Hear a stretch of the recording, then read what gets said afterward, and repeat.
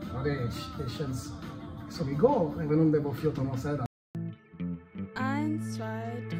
Well, let us show you what we got. We're building a nation of polyglots. Si te parece difícil. Jag är i Lund på Bilingual Montessori School Lund där jag ska få träffa en lärare vars elever var med och deltog 2011 när vi på Nätverket Språkdagen i Sverige hade anordnat en tävling för Språkdagen. Och den tävlingen handlade om att göra en flerspråkig raplåt. Vi ska få höra mer från deras lärare som fortfarande arbetar kvar på skolan. Bilingual Montessori School of Lund. On se ressemble à si méprend. Il n'y a pas d'eau Ah! Merci beaucoup. Jag är nu här på Bilingual Montessori School Lund med Philippe Longchamp. Trevligt att träffas. Tack så mycket. Skulle du vilja berätta lite om dig själv? Ja, jag heter Philippe Longchamp. Jag är från Quebec i Kanada ursprungligen. Och jag har bott i Sverige i snart 23 år. Men jag jobbar på den här skolan, Bilingual Montessori School of Lund, så jag har inte möjlighet att prata svenska så ofta. Jag undervisar historia, geografi och teknik på engelska. Och jag trivs jättebra. Det är den bästa jobb i världen. Kul att höra. Men jag hörde också att du har vunnit ett pris här i Sverige, stämmer det? Ja, ett par, några. 2020, 5 år sedan, jag blev Sveriges bästa lärare och jag var den första invandrare som fick priset. Sen jag har varit en finalist för Global Teacher Prize 2021 och ett år senare jag fick priset för bästa historielärare i Sverige. La richesse de nos différences. On est tous faits pour s'entendre. On est tous faits pour apprendre à vivre ensemble car un beau jour toute la terre parlera d'amour. Oye tío, nadie entiende tu idioma y no es una broma. Español, francés, inglés, todos siempre vienen bien, aprendiéndolos al 100%. Je suis, tu es, il, elle, on est, nous sommes, vous êtes, ils, elles sont. Fait pour s'entendre, qu'on soit fille ou garçon, peu importe la langue, la race ou la religion. I know where I'm going cause I know where I'm from. I know who I am and I know what I'll become. Så 2011 så vann BMSLs, vad kallar vi dem nu? BMSL Polyglotterna. BMSL Polyglots vann tävlingen och priset var bland annat att man fick åka till Stockholm och använda de här musikaliska talangerna ännu mer och spela in i en riktig studio. Och resultatet av det ser vi här. Så berätta lite om vad du ser, Philippe. Ja, först de har valt att ta en sång från Michel Fugain som heter Une belle histoire. Och de fick spela in musik och röst i studion.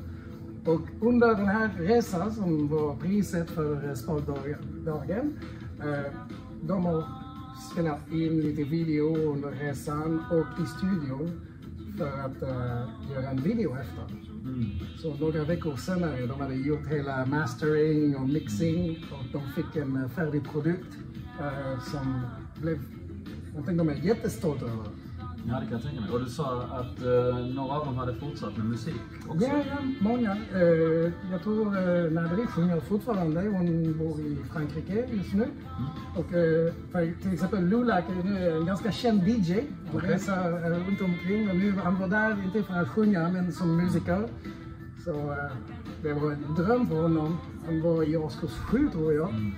Och det är bra att de har fortsatt, inte bara med musik, med konst. Jag tror Michel som filmar nu är också en film, jag vet inte om en producent, men han jobbar i filmindustri. Och säger att det var olika sorter talanger. Och det var ett jätteroligt erfarenhet för dem. Ja, verkligen. Och det visar verkligen vilken liksom startskott det här kan vara. Att delta i en sån här tävling och få erkännande och liksom vilja gå vidare med någonting som man får visa att man kan. Så att ta chansen nu att vara med i våra tävlingar varje år. Språkdagstävlingar som arrangeras av Nätverket Språkdagen i Sverige. Och Det är 26 september varje år som är språkdagen, så det är innan dess, någon gång innan dess ska man lämna in vad det nu kan vara. Och nu, hela sången är på franska förutom att de har skrivit en rap som kommer på slutet av sången i andra språk. Därför språkdagen ska inkludera kanske olika språk. Absolut. Och om jag kommer ihåg rätt, de har en liten slang på spanska som kommer snart. Så de har skrivit i taget på väg till Stockholm. Ja. Så de har övat och Ja, jag tror det kommer nu. Det var engelska. Men du får se, jag tror det går på spanska också. Svenska? Nu kan du säga att allt kommer sluta bra. Sigue tus sentimientos, ellos son los más expertos y los más sinceros son los que te ayudarán a levantarte del suelo, suelo, suelo, suelo. Så det var inte samma tanke som Det var inget krav att de skulle göra det, men de tyckte att det var deras uttryckssätt. Så det var inte hela gänget som skulle börja, men det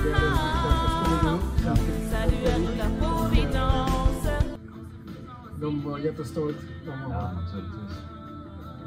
Ja, det känns som igår, även om det var 14 år sedan. Ja. Jag vet att det året så lottade de också ut en biljett till bokmässan. Det var inte du som vann den då, för jag vet att lärare som lämnade in bidrag. Jag tror att jag var där, ja precis. Jag var på bokmässan. Just det. Och jag tror vi presenterade deras resultat. Ja. Jag kommer ihåg, det var också Schweiz som var inblandat i språkdagen. Just det. Och Benita som var med på bokmässan. Just det. Ja, men det är roligt att se detta och jag är ganska nostalgisk och saknar de här eleverna. Det här är ju ett typiskt tecken på att det här är ju en flerspråkig skola. Och skulle du vilja est-ce que tu voudrais parler un petit peu du bilinguisme, comment ça fonctionne à cette école? Donc ici à BMSL, c'est une école qui commence déjà à la crèche en fait. Nos élèves sont dans des petits groupes où on a déjà une enseignante qui parle suédois, une français et une en anglais. Donc ils sont déjà exposés à 3 langues dès leurs premières années ici. Et ensuite, quand ils tombent dans le first school et classe, ça continue avec le même principe. Jusqu'à högstadiet, ils sont exposés au français, anglais, suédois. À partir de 6e année, ils peuvent faire le choix de prendre l'espagnol aussi. Et comme on est en Suède, on a toujours le modersmålsundervisning. Donc il y a toujours cet aspect multilingue. C'est un microcosme non seulement de l'Europe, mais du monde entier, parce qu'on a de toutes les langues. Oui. Et le français est une langue vivante ici à BMSL. Et bien sûr, l'anglais est toujours un peu dominant. Il y a plusieurs élèves qui vont même préférer l'anglais au suédois ici. Et moi-même, même si le français est ma langue maternelle, c'est un peu difficile d'enseigner mes matières comme la géographie, l'histoire et la technologie en suédois. Donc j'utilise des livres suédois, mais j'enseigne en anglais. Et quand j'ai la chance, je développe leur vocabulaire français pour les aider à apprendre le français. Quand c'est souvent des mots qui se ressemblent. Donc j'essaie de faire du développement de vocabulaire dans notre classe. Et il y a l'esprit qu'on appelle le språkbad ici, qui est un peu l'immersion linguistique. L'idée, c'est que les pédagogues francophones parlent toujours français avec les élèves et les pédagogues anglophones font la même chose. Et on essaie de le faire, c'est un idéal, ça ne fonctionne pas toujours, mais on essaie de le faire le plus possible. Donc. Et on a la chance d'être exposé à plusieurs langues à tous les jours. C'est une vraie gymnastique mentale. Oui, mais ça demande certaines choses des élèves de chaque groupe. Donc toi, mettons, si tu donnes un cours d'histoire en français, ça arrive? Non, parce qu'il y a des élèves, par exemple, en 7e année, qui ont abandonné le français. Ils ont une base de français, mais ils ont choisi de prendre l'espagnol comme språkval. Donc ça ne pourrait pas fonctionner. L'anglais, le suédois, ça fonctionne, mais Pour le français, on reste au curriculum suédois où ils ont 3 heures de français par jour et c'est une langue qu'on entend dans les corridors, qu'on entend dans certaines classes. Parfois, en éducation physique, par exemple, ils vont avoir les instructions en français. Donc, oui, le 26 septembre, chaque année, aussi à BMSL, est-ce que c'est célébré la Journée européenne des langues? Évidemment, oui, on le fait à chaque année. Ah oui. Chaque année, on a des thèmes différents. En fait, on s'inspire de ce qu'on voit sur le site web. Et bon, il y a même parfois, on encourage les élèves à se déguiser. Et puis, cette année, on avait le thème du tourisme. Ah oui. Et ça a été très populaire. Et puis, les élèves organisent des activités comme ça, ou même un concours qui a le meilleur déguisement. Certains arrivent déguisés en statue, d'autres arrivent déguisés en touristes avec leurs appareils photo. Et puis, souvent, c'est très populaire aussi avoir un maillot de football qui est quelque part en Europe. D'accord, merci. Avec Zidane, par exemple. Et puis, non, les élèves prennent ça au sérieux et puis ça crée une belle atmosphère. Et les profs de français sont toujours bien impliqués. Il y a quelques années, on a eu un arbre de langue aussi. Donc, chaque feuille représentait une langue. Les élèves ont fait un grand collage. Ça, c'était chez les plus petits. Oui, on aime beaucoup. Et puis, on aime beaucoup les concours aussi. Ah oui. Donc, vous en faites vous-même? Oui. Et les Språkolympiaden, qui maintenant s'appelle l'International Language Competition. Notre école a été très, très populaire, a eu beaucoup de succès en fait à travers les années dans ce concours. Donc oui, les langues ici, ça nous intéresse. Super, ben je vous offre rien de particulier pour les activités, mais au moins j'ai quelques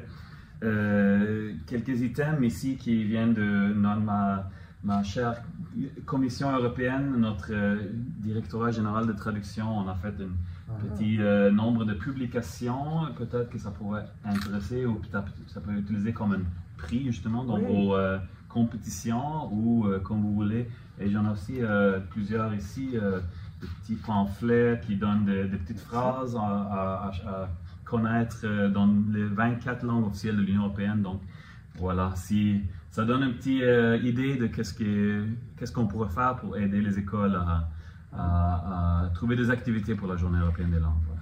Faristo Poulet, grazie mille, tack så mycket. Muchas gracias. De nada, de nada. Danke schön. Bitte sehr. Donc Philippe, tu as été désigné ici en Suède par Sydsvenska Handelskammaren le meilleur prof de toute la Suède en pleine pandémie en 2020. Il parlait beaucoup de ton approche pluridisciplinaire et ton grand enthousiasme vers la profession. Est-ce que tu voudrais en parler un peu? Oui, moi j'ai toujours prôné l'approche transdisciplinaire, essayer d'enseigner les matières d'une façon très intégrée. Et puis, bon, à ma grande surprise, quand j'ai reçu ce prix en 2020, c'est vrai que c'était en plein cœur de la pandémie, mais c'est pour quelque chose que j'ai développé avec le temps. En fait, j'ai lu le Svenska läroplan, le curriculum suédois à la lettre, et j'ai remarqué dès le départ qu'il y avait cette approche ämnesövergripande. Et je me suis dit, oui, c'est la meilleure façon d'apprendre. Toutes les recherches démontrent qu'on apprend mieux quand on fait des connexions entre les matières. Et moi, j'avais la chance d'enseigner 3 différents sujets. Donc, j'ai commencé à intégrer de façon transdisciplinaire pour développer des compétences durables chez mes élèves, qui puissent faire des liens et puis pour qu'ils puissent utiliser une approche pratique, hands-on, pour construire des choses aussi pour, comme on pourrait dire en suédois, uppleva historia, tel exemple. Donc, par exemple, on peut faire des activités en géographie, en histoire, en technologie qui sont liées ensemble. So, at BMSL, you were part of our competition 2011. What was the goal of it? What was the purpose of this competition? Well, first of all, to promote languages. Yes. But that victory led us to participate in many other competitions. Okay. Our students compete often in the international language competition. They've been super successful in Swedish, in English, in French, and even in Spanish. And we like our students to compete, but not with each other. And do you mainly compete with languages? I would say yes, Okay. but we also have competitions where they are working with STEAM education, for example, robots, the hands-on working. For example, we've been very successful in some contests where the students are even going all the way to Korea to compete internationally. We like contests like Spanning Circle now, where they try to find solutions for sustainability and energy saving. So there's a lot of interesting contests, but I think that since we have this language profile at our school, these language contests are more popular, like in this example. Yeah.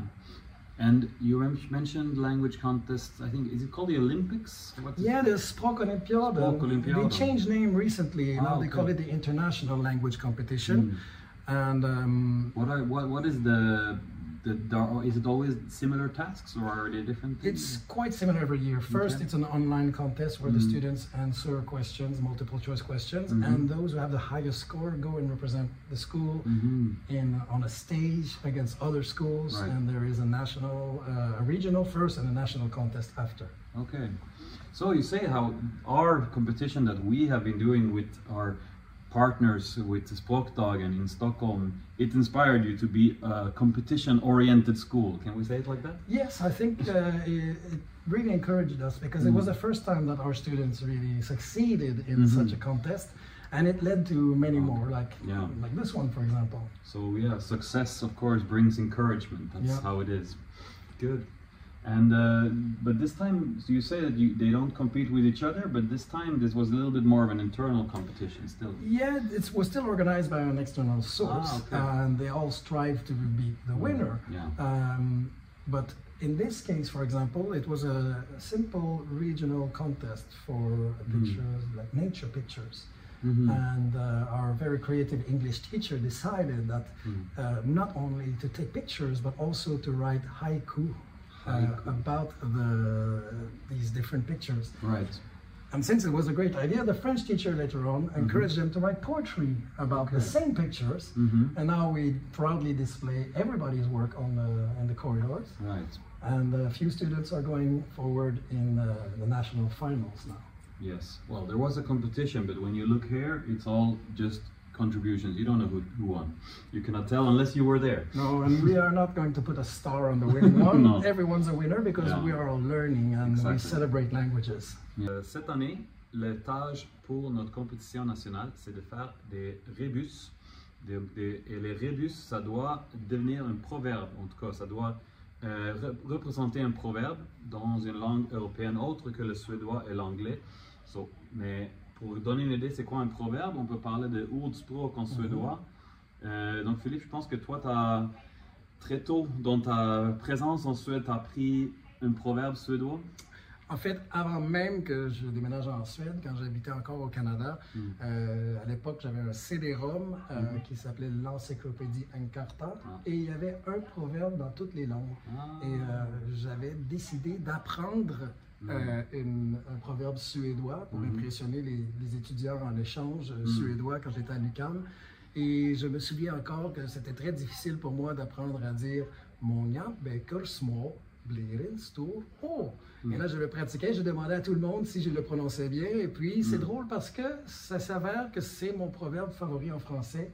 Les petits ruisseaux font de grandes rivières. Voilà. Parce que c'est vrai que même ce qu'on fait ici à l'école, c'est à chaque jour, on apprend quelque chose de nouveau, mais les connaissances, c'est justement quelque chose qui grandit avec le temps. Et puis, je trouve que c'est vraiment inspirant. Et je trouve l'idée de parler des rebuts et de faire des ordspråk, c'est une excellente idée pour le prochain concours et on va sûrement y participer. Ah, c'est super. Mais oui, mais les proverbes, c'est pas juste une phrase connue, parce qu'il y a comme une autre exigence un petit peu avec ça. Ett ordspråk ska liksom säga någonting, det ska ha ett budskap. Det ska liksom ibland ge lite råd om livet eller något annat, liksom allmän kunskap eller visdom på något sätt. Vissa är helt unika för ett språk. Vi har till exempel ingen ko på isen. On dit pas de vache sur la glace en Pas français. vraiment, non. Mais je pense que nos élèves ont beaucoup de créativité. Ouais. De är jättekreativa och de kommer säkert på någonting intressant. Om det är på franska eller spanska eller vi har många elever som har modersmålsundervisning som kommer att tävla i den här tävlingen. Yes. Så kan man hitta på egna ordspråk? Kanske. Men kanske är juryn lite mer intresserad av någonting som är som ett etablerat kulturellt fenomen, en etablerad fras. Aha, yes. Jag tror att det är lite så vi tänker. Men vi ska inte säga att det är hugget i sten, som man säger på svenska. Ja. C'est pas... Coulé dans le béton. C'est pas coulé dans le béton. But Exactement. I'm pretty sure that the students will be reading the instructions carefully and Yeah, they will well, really... You never know how much interpretation there is room for, but you know that's how we last year it was quite interpretative. The winner actually, because we had a task to make a poem about their smultronställe. So this is a little bit hard to translate as well, smultronställe, but it should not be in Swedish, the poem, but it should speak about a place which was close to them.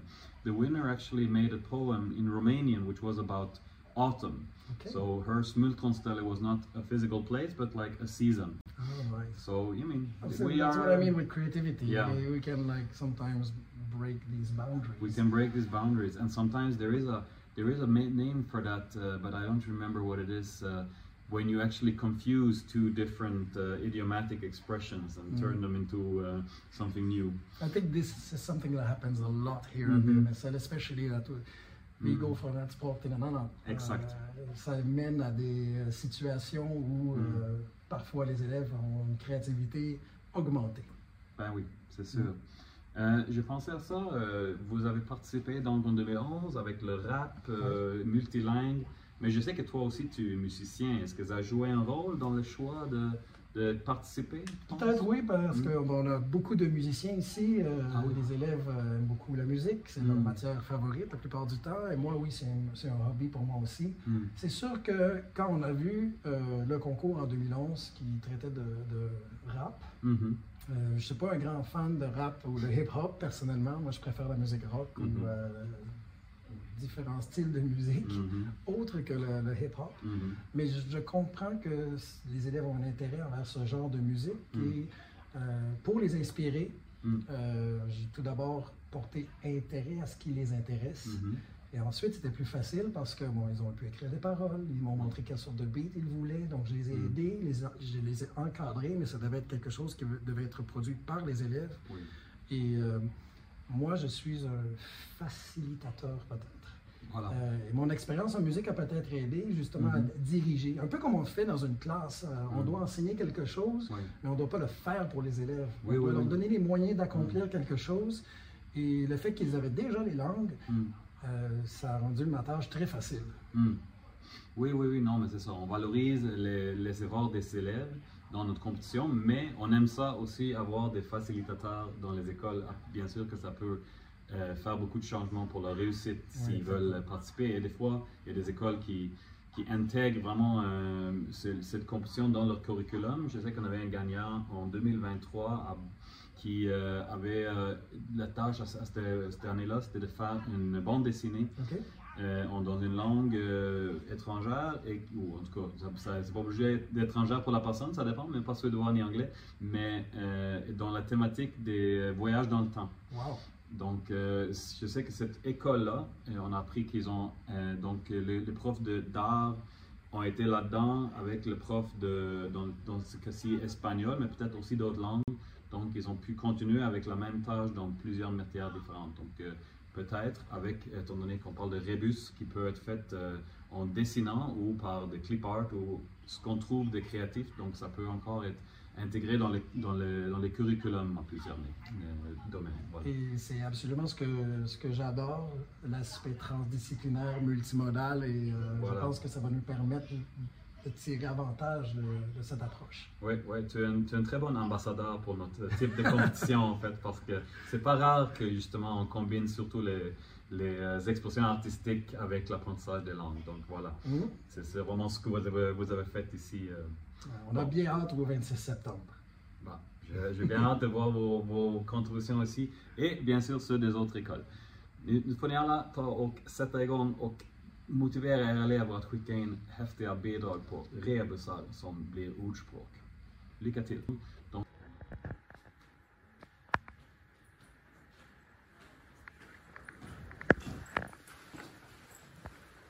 Tack och hej Bilingual Montessori School Lund. Vi ses på språkdagen.